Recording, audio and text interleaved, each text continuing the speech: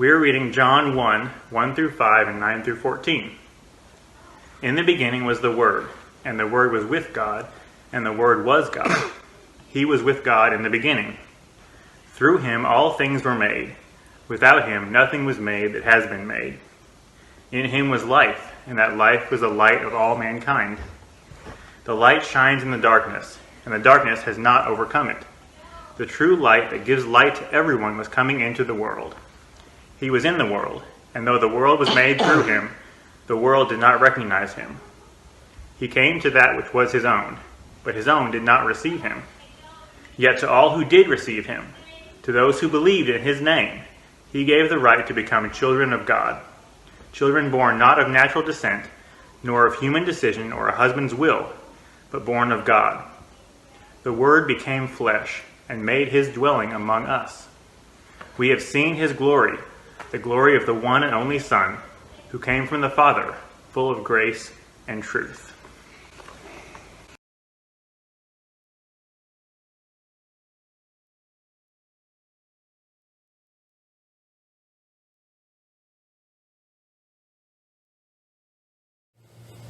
It's hard to believe anyone could get through Christmas without seeing or hearing or reading Dickens' Christmas Carol in one of its many forms.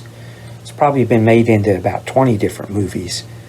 My favorite is the one starring Kermit the Frog and Miss Piggy. Every now and then, when the acolytes are coming down the aisle with the flame to light the candles, I hear this voice in the back of my head going, "Light the lamp, not the rat. Light the lamp, not the rat." If you haven't seen the movie, you got to go do that now. But Dickens' Christmas Carol is a beautiful example of the writing of his era, which he kind of brings to a climax. It's got these lovely overblown characters. It's got this plot that plods along to a happy ending with the help of some supernatural powers intervening from time to time. It's hard to believe that on the other side of the channel in Europe and Russia is the birth of literary realism, happening at exactly the same time. About a generation later, realism makes its way over to the United States and becomes American naturalism. The major early writer in American naturalism is Stephen Crane.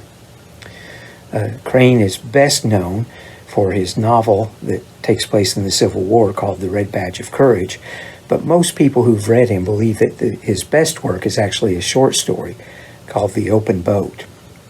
Now this story is probably almost entirely autobiographical. We know that Stephen Crane was in a shipwreck along with 3 other survivors in a lifeboat. He eventually made his way to shore after 30 hours of rowing and bailing and rowing and bailing. In this story, the overwhelming themes are this theme of hopelessness or of false hope, or this theme of nature as being totally indifferent to the fate of human beings. But he can't help himself, because even against this backdrop of bleak realism and gritty hopelessness, there is a moment in which they spot a lighthouse on the shore. Now, it comes and goes over the course of several hours. They lose sight of it again, but for that period, that beacon on the shore is drawing them forward towards land and rescue. Behind me is the Ponce Inlet Lighthouse. It's just about 10 miles south of Daytona Beach, Florida. It stands 175 feet tall, and the light from this lighthouse can be seen up to 20 miles out to sea. Before this inlet and its lighthouse were named after Ponce de Leon, they had the more colorful name Mosquito Inlet and the Mosquito Inlet Light.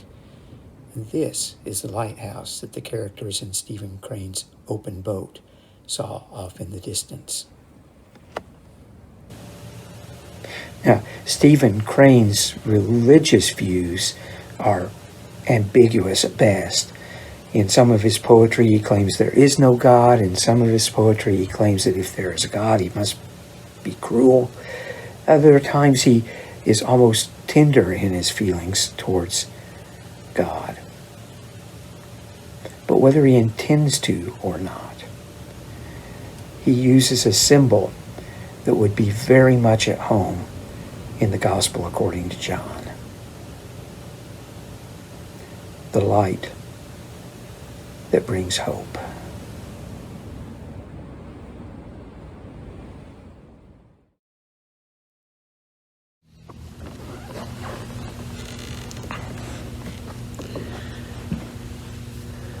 So John's Gospel doesn't have a Christmas story per se. You won't find the story of the shepherds or the wise men or the virgin birth in John's Gospel. In the place of those stories, we have this epic Greek poem. Now, I call it epic. It's not long as we usually think of epics, but it is epic in its scope. It's cosmic in scope, and it's epic in its time frame, which is eternal. It goes all the way back to the beginning of the universe and the moment in which God created it. It says, in the beginning was the Word. Now, the Greek there, commentators have had all kinds of fun with. The word is logos, and it was used by some of the Greek philosophers to talk about the ordering principles of the world. They weren't aware of physics and mathematics in the sense that we are today, but if they were, they probably would have said, this is the math of it. These are the formulas that were put into place that keep it all running in an orderly way. On the other hand, the Old Testament uses the word in a very different way. In a way almost akin to the way we talk about the Holy Spirit. The Word of God comes to the prophets and speaks with the voice of truth so that they know how to share truth with the world around them. I wonder, though, if maybe we're not supposed to take our cue from John himself, who begins his gospel in the same way that the book of Genesis begins, and go back to that story. And there the word is actually a spoken word, a word out of God's mouth that causes things to happen. It's a word soaked in creative power. Now, across the decades, we have argued within the church about just exactly what happens at the moment of creation. The conservative view is that, God had created everything from nothing, ex nihilo, and then there are the folks that espouse the Big Bang theory that say that, everything was present at the beginning and then kind of exploded and is constantly expanding. The book of Genesis doesn't really live in either of those worlds. As a matter of fact, in Genesis, about half of what takes place in the creation narrative is God taking things that already exist and separating them and sorting them out and ordering them. He actually speaks very few things into existence. And the ones he does are light, let there be light, and life. Let there be animals, let there be fishes, let there be birds, let there be humans created in our image. So, spoiler alert.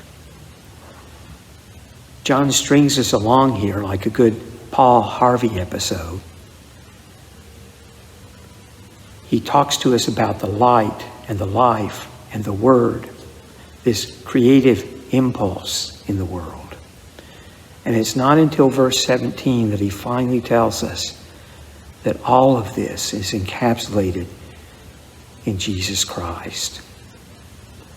And well before that, he gives us the key verse of this year's Advent series, and certainly of today's message. He says, the light shines in the darkness, and the darkness did not it. I left a blank there, because in English, it's not really certain what that word means. In Greek, it's katalambano. I mean, if you're only going to learn one Greek word, you might try this one. It's just fun to say, right? Here, say it with me. Katalambano. Yeah. Don't you feel better just saying it? And it does have two different meanings. It's a word that can mean to understand, or a word that can mean to overwhelm. And depending on which version of the English text you read, you might come across either one of those. The light shines in the darkness, but the darkness did not understand it. The light shines in the darkness, but the darkness did not overwhelm it. And so typically, what we need to do is pick one of those meanings and to demonstrate that it's the right one, right? But I think John's being sly. I think he's being a little bit clever here. Kim showed me this picture earlier in the week. Take a look at it with me. Tell me, what animal do you see in this picture?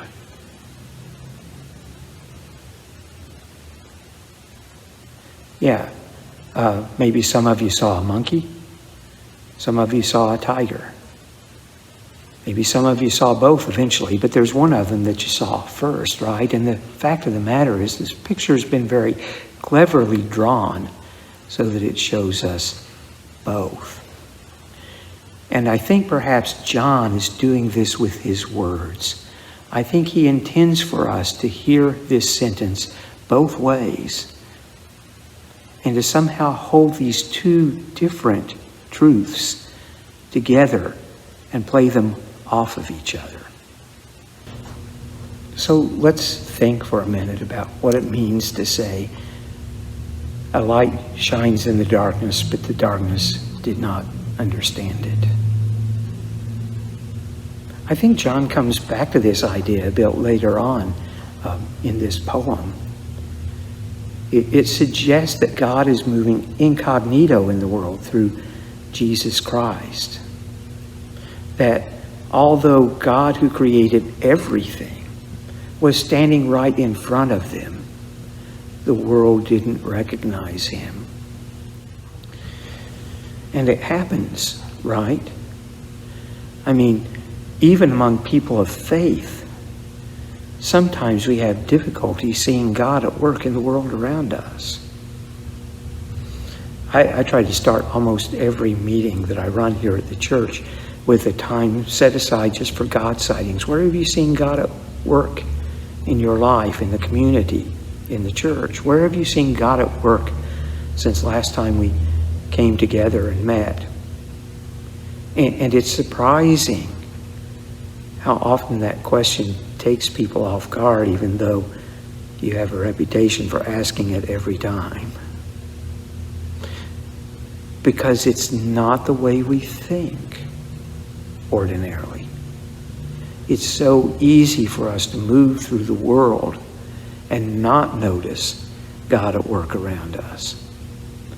And if people of faith have that issue, think what it must be like for people who are not people of faith to move through the world, which is a dark place sometimes. As dark and indifferent as the sea in Stephen Crane's Open Boat. If you don't understand that the light has come into the world, naturally, the place looks a mess. As a matter of fact, many people will use that against us, right? They'll say that the God that we talk about can't be real, or there wouldn't be so much evil in the world, so much brokenness. The world wouldn't be such a cruel place. In fact, the Bible explains to us how it got that way and why it seems that way and how long it's going to be that way and what the eventual solution is. It's all part of our faith picture, and yet to the world who does not understand the coming of the light,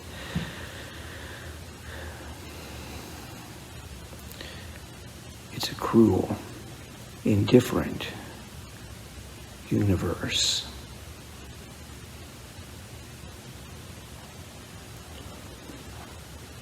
But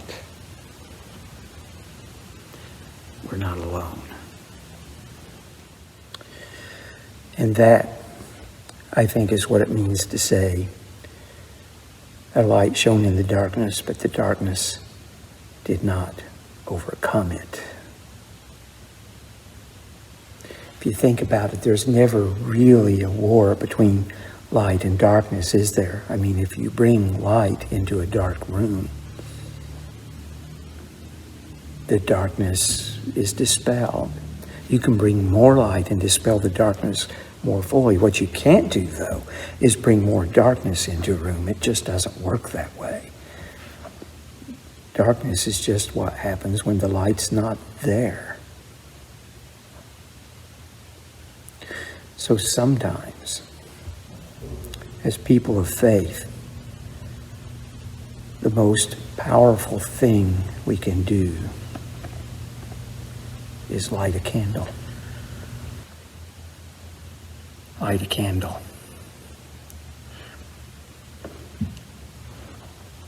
Speak a word of hope. Show a glimmer of hope. Create hope in the lives of other people. Show them that we know that darkness doesn't win.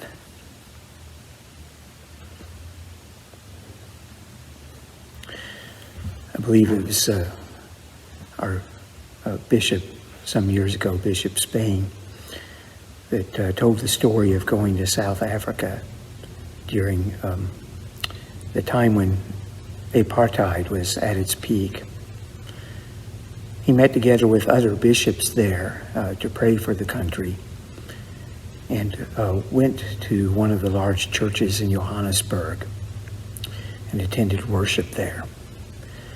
All through the service, he kept looking at the altar because there was a wad of barbed wire on the altar with a single candle placed in the center of it. And so finally, when the service was over and all the niceties had been spoken, he asked the pastor, what's the barbed wire about on the altar?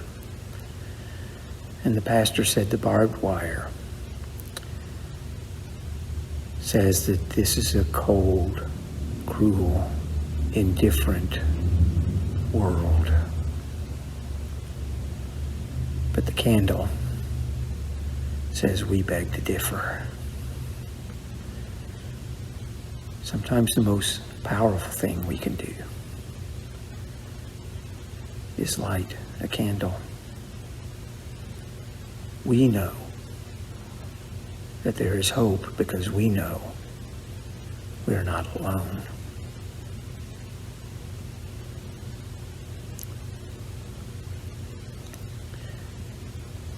There's a Native American ritual, coming of age, that was practiced back in the old days.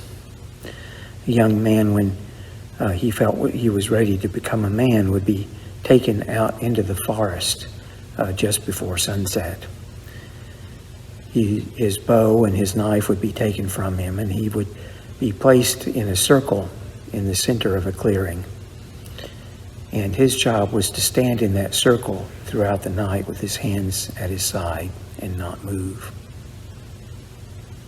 And so as night fell and darkness took over, every noise he heard in the forest was amplified. Every noise must be a bear or a wolf or some other cruel thing coming to get him. But if he was brave enough, he waited through the night. And as dawn began to rise, he started to be able to make out the outlines of the trees in the clearing. And as the sun came up just a little bit higher, he would be startled because he would realize that there was someone else in the clearing with him.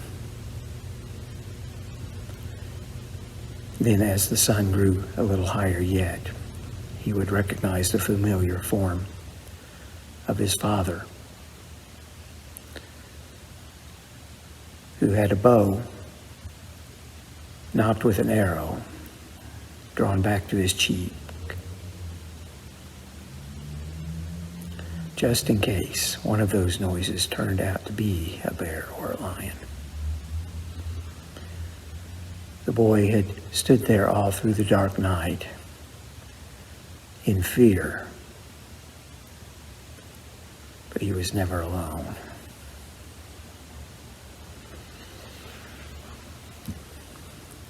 Light shone in the darkness, but the darkness could not overwhelm it. Sometimes the most powerful thing we can do is light a candle.